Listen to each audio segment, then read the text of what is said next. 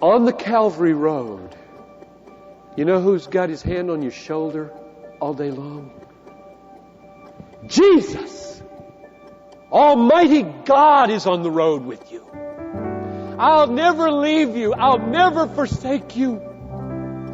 No matter how many reproaches come, no matter how many people laugh, no matter how much suffering, no matter what disease, no matter how much persecution, I'll never leave you. What does it mean to follow Jesus outside the camp?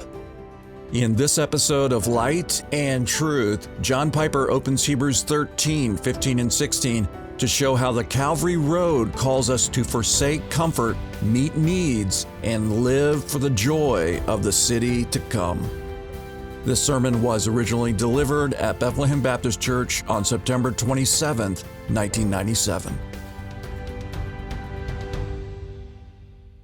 What do you do on this road? What's this road like? This Calvary Road outside the camp where there's reproach. What's it like? Well, two things.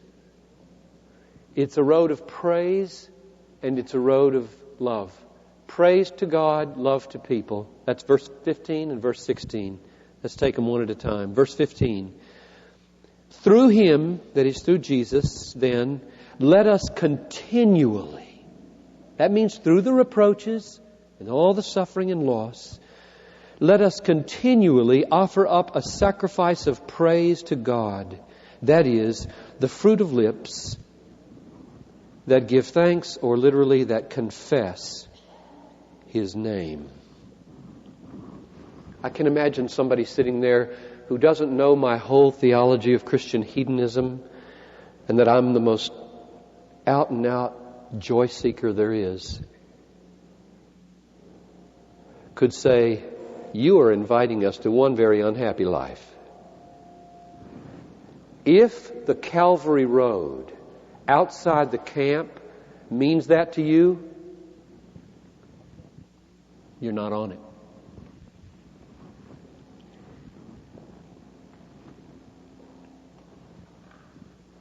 You're not on it. If you were on it, you'd know the experience of verse 15.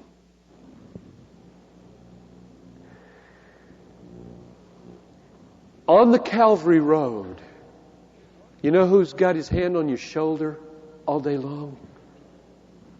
Jesus! Almighty God is on the road with you. I'll never leave you. I'll never forsake you. No matter how many reproaches come, no matter how many people laugh, no matter how much suffering, no matter what disease, no matter how much persecution, I'll never leave you. And I will help you, and I will strengthen you, and I will uphold you with my victorious right hand. And therefore you breathe a deep sigh and say, with you, I can do anything.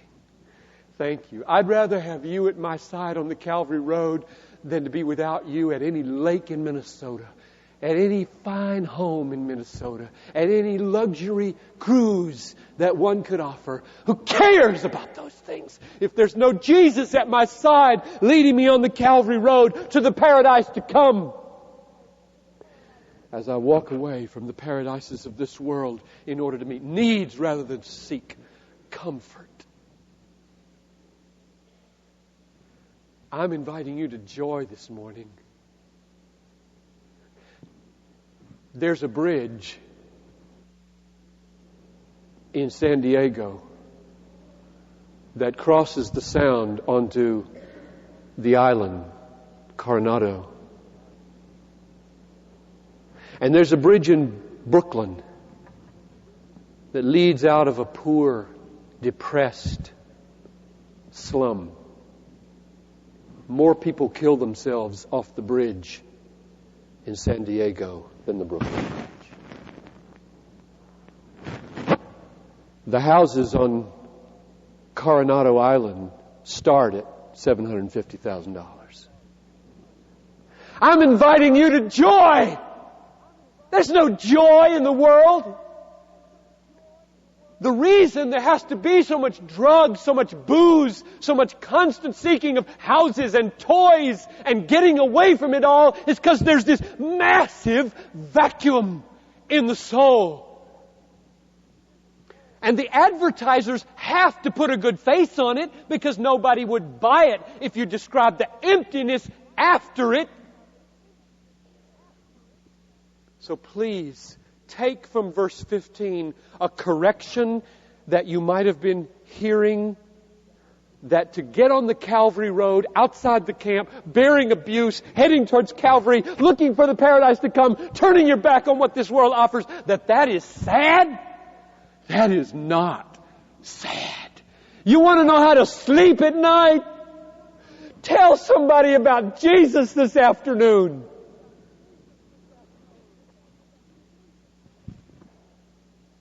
Risk it.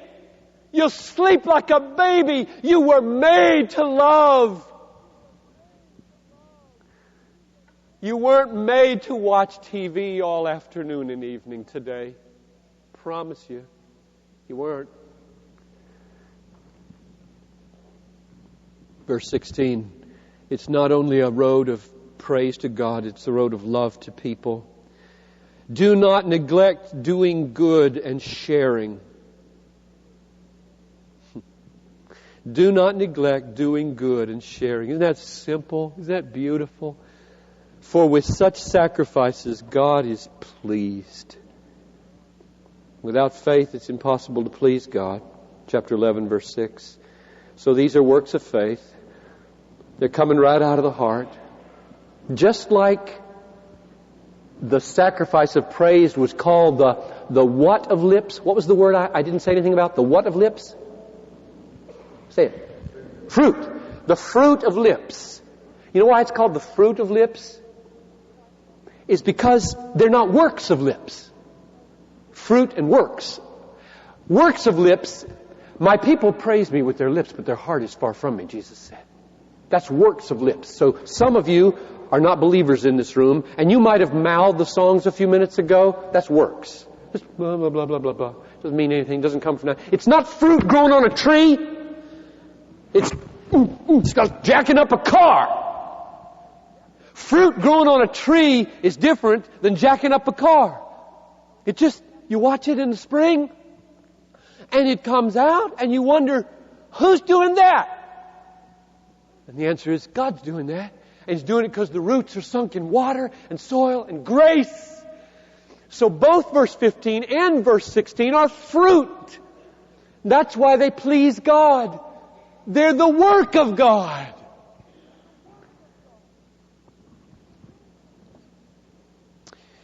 So here we are outside the camp, right? We're outside the camp.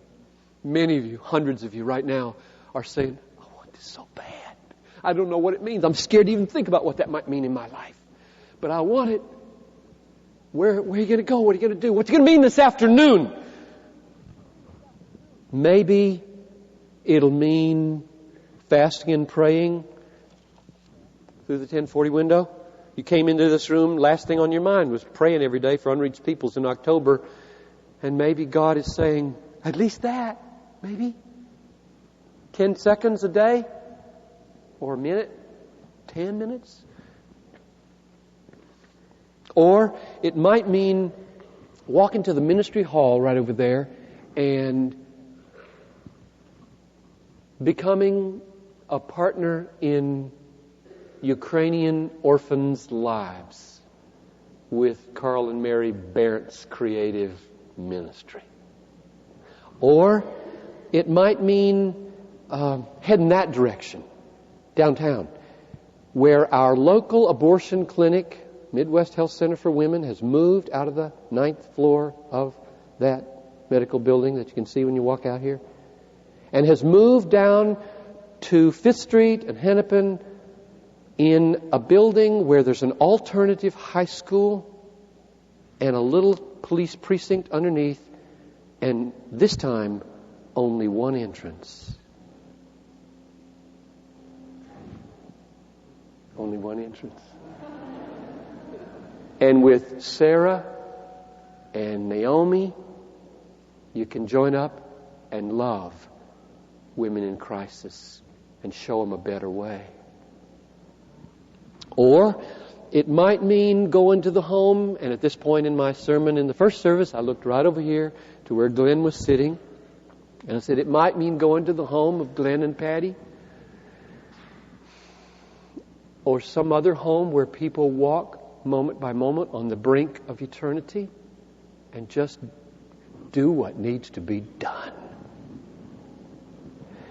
Or it might mean going to page 18 in this book, where all those agencies are listed where you can get involved in ministering to the suffering, persecuted church. Or it might mean getting on the telephone this afternoon and making one of the hardest calls of your life to a dad or a son or a sister or an uncle who you know is running headlong into destruction. And they need to be pleaded with against all odds that they will listen. Or it might mean that the Calvary Road is the path from my back door to Ev's back door, who doesn't know Jesus yet. And you've tried